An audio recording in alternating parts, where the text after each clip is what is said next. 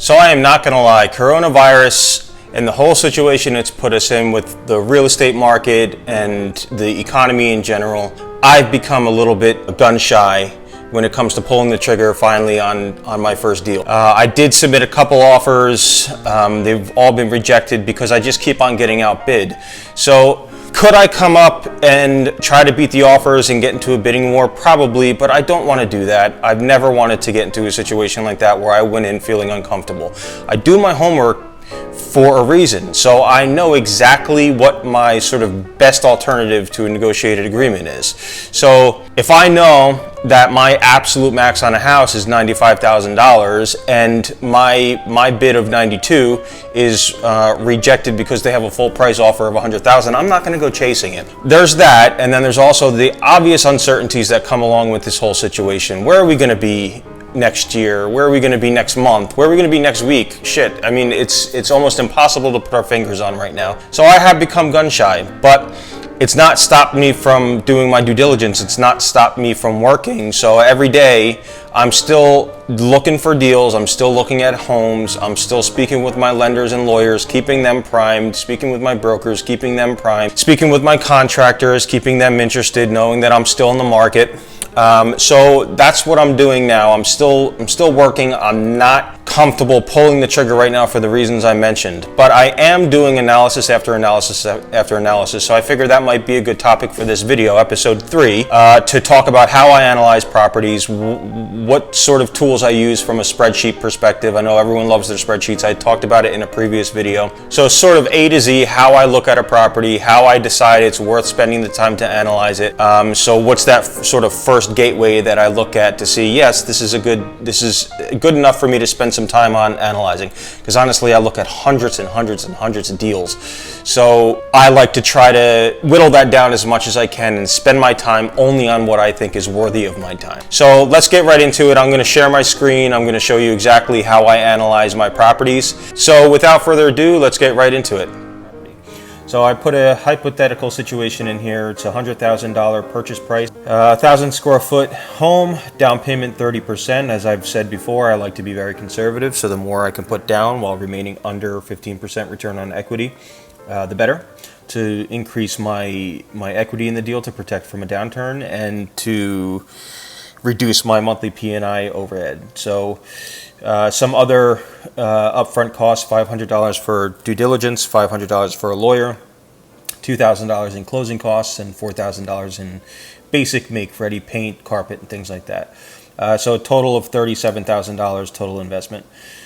Potential rental income, again, this is all based on market research that you're going to do. So it's $1,250 per month, or $15,000 a year. Now, I like to include a 10% contingency on that, just to account for any months you're not collecting rent. So 10% off of that, and you're at $13,500 in total income per year, or $1,125 a month.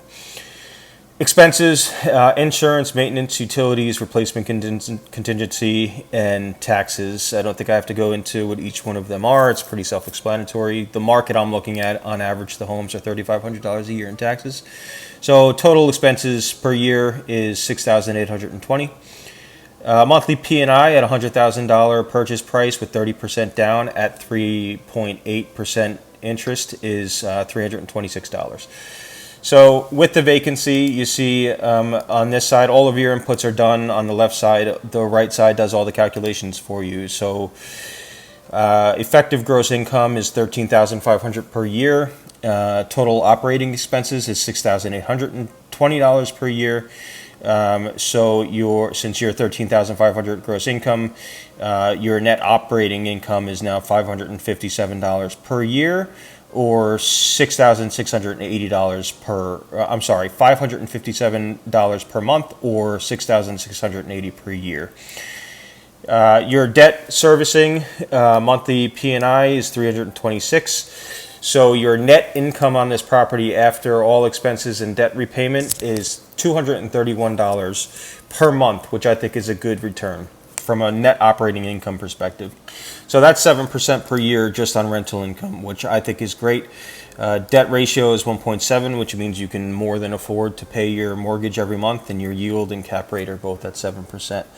Purchase price per square foot, $100, and $1.13 for per square foot rental is just a couple things I like to sanity check the market research I had done. So purchase price per square foot in this market, it's not uncommon for $100 per square foot. And it's not uncommon to get $1.13 per square foot in rent as well. So this to me says I've got a good cash on cash return from a net operating income perspective, and I've also got a decent monthly cash flow coming here. I like to be above 5% on cash, and I like to be above $200 on my net income. So this to me says it's a decent deal. It's worth looking into more. So I'll head over to this spreadsheet, which I suggest you take a look at. It's from healthywealthywiseproject.com. Fantastic spreadsheet. It really does a deep dive in what the total return on your investment is going to be over the years, and really helps you analyze and decide if you can go forward and make an offer on the house. So I really love this spreadsheet. I suggest you go to healthywealthywiseproject.com.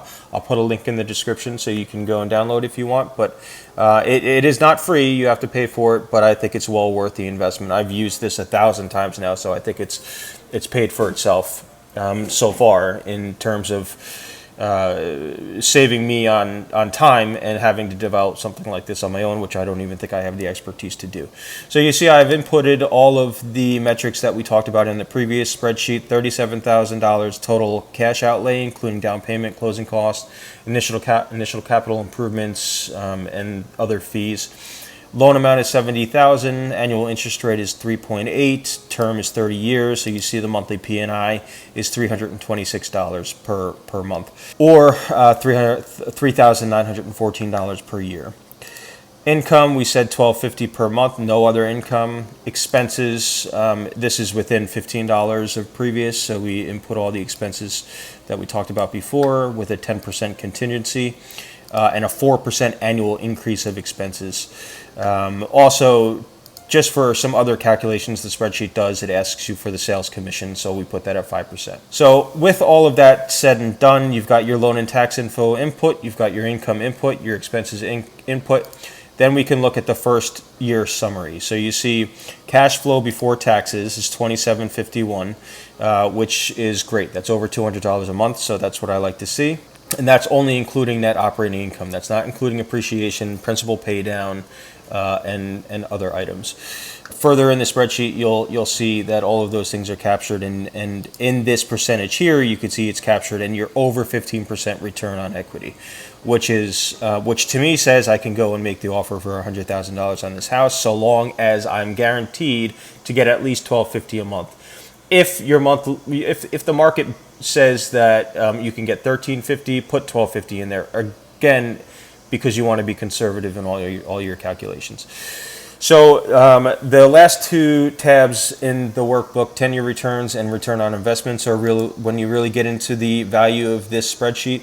So return on initial equity is what I really like to look at. So you'll see with cash flow, $27.51, tax benefit, taxes you'll pay on that income. That's being conservative as well. A lot of times you can write off a lot of the expenses, so you can reduce that tax benefit as much as you possibly can. Debt reduction, that's principal pay down, and appreciation, that's how much your house is appreciating every year. So year one, you've added $5,600 to your net worth. Year two, $6,880. $57.56 in year three, and so on to $6,200 a year in year 10.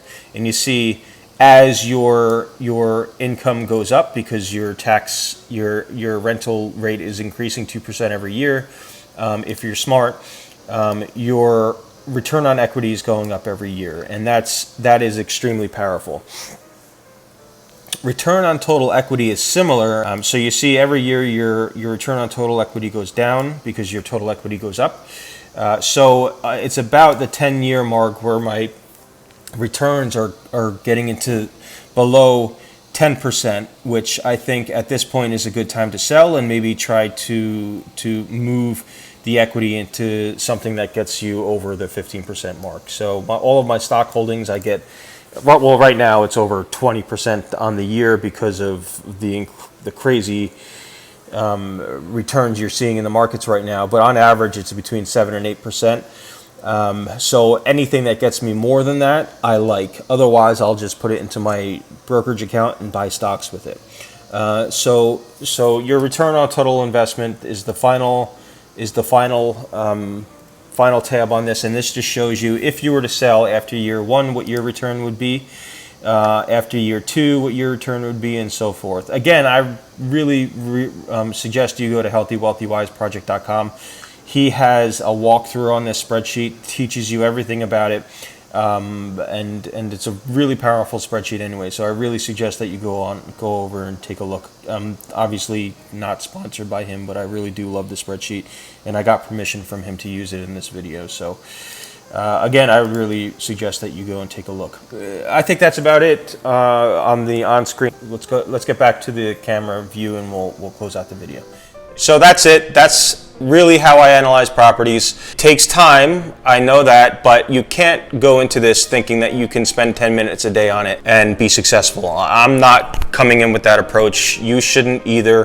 You need to spend the time, you need to speak to the people, you need to find experts in the market, make sure to gather their opinions, gather their data, gather their insight so that you can make informed decisions on your investments.